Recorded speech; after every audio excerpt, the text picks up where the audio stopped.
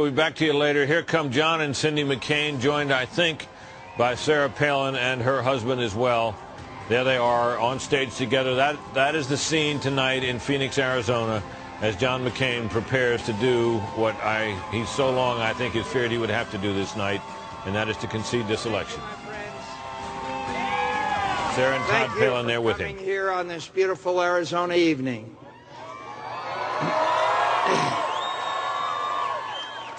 My friends, we have come to the end of a long journey. The American people have spoken, and they have spoken clearly. A little while ago, I had the honor of calling Senator Barack Obama to congratulate him, please, to congratulate him on being elected the next president of the country that we both love. In a contest as long and difficult as this campaign has been, his success alone commands my respect for his ability and perseverance. But that he managed to do so by inspiring the hopes of so many millions of Americans who had once wrongly believed that they had little at stake or little influence in the election of an American president is something I deeply admire and commend him for achieving. This is an historic election, and I recognize the special significance it has for African Americans and for the special pride that must be theirs tonight. I've always believed that America offers opportunities to all who have the industry and will to seize it. Senator Obama believes that too. But we both recognize that though we have come a long way from the old injustices that once stained our nation's reputation and denied some Americans the full blessings of American citizenship, the memory of them still had the power to wound. A century ago, President Theodore Roosevelt's invitation of Booker T. Washington to dine at the White House was taken as an outrage in many quarters. America today is a world away from the cruel and prideful bigotry of that time. There is no better evidence of this than the election of an African American to the presidency of the United States. Let there be no reason now. Let there be no reason now for any American to fail to cherish their citizenship in this, the greatest nation on earth.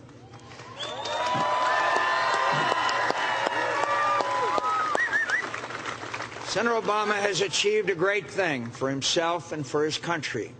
I applaud him for it and offer him my sincere sympathy that his beloved grandmother did not live to see this day. Though our faith assures us she is at rest in the presence of her Creator, and so very proud of the good man she helped raise.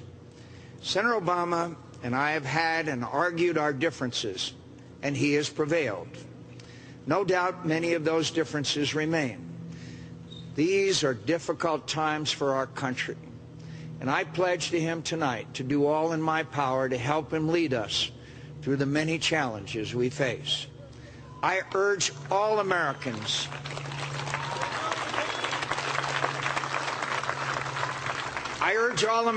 who supported me to join me in not just congratulating him, but offering our next president our goodwill and earnest effort to find ways to come together, to find the necessary compromises, to bridge our differences, and help restore our prosperity, defend our security in a dangerous world, and leave our children and grandchildren a stronger, better country than we inherited. Whatever our differences, we are fellow Americans. And please believe me when I say no association has ever meant more to me than that.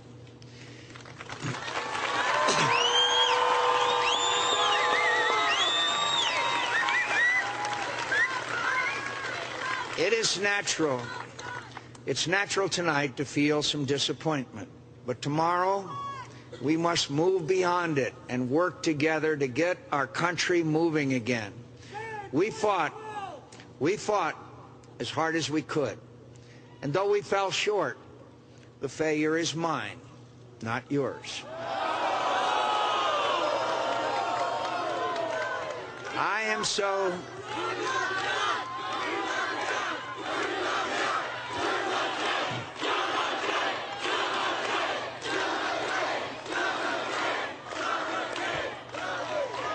so deeply grateful to all of you for the great honor of your support and for all you have done for me. I wish the outcome had been different, my friends. The road was a difficult one from the outset, but your support and friendship never wavered. I cannot adequately express how deeply indebted I am to you. I am especially grateful to my wife, Cindy, my children, my dear mother,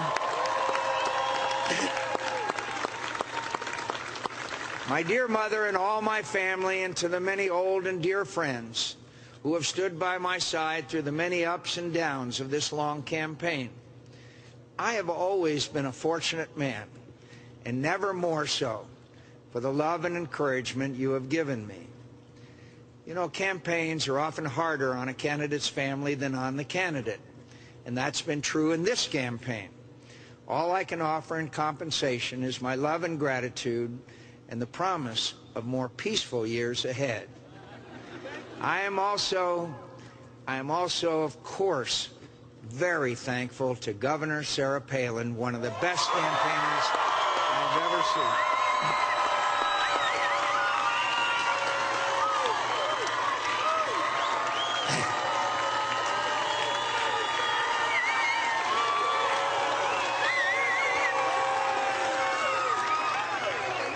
One of the best campaigners I have ever seen, and an impressive new voice in our party for reform and the principles that have always been our greatest strength.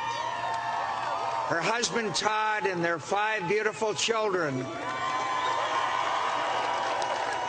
for their tireless dedication to our cause and the courage and grace they showed in the rough and tumble of a presidential campaign.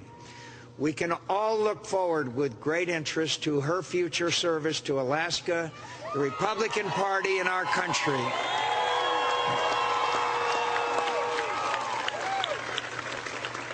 To all my campaign comrades, from Rick Davis and Steve Schmidt and Mark Salter, to every last volunteer who fought so hard and valiantly, month after month, in what at times seemed to be the most challenged campaign in modern times. Thank you so much. A lost election will never mean more to me than the privilege of your faith and friendship. I don't know what more we could have done to try to win this election. I'll leave that to others to determine. Every candidate makes mistakes, and I'm sure I made my share of them.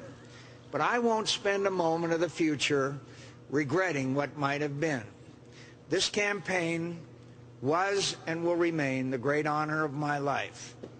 And my heart is filled with nothing but gratitude for the experience, and to the American people for giving me a fair hearing before deciding that Senator Obama and my old friend Senator Joe Biden should have the honor of leading us for the next 4 years.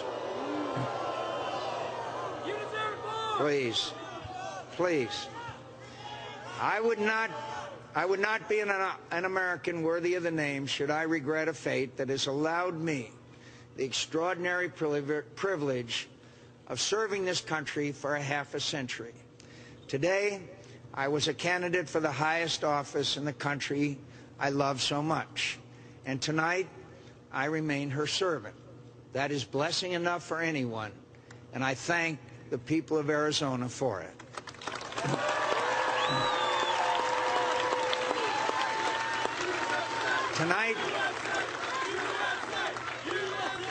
Tonight, more than any night, I hold in my heart nothing but love for this country and for all its citizens. Whether they supported me or Senator Obama,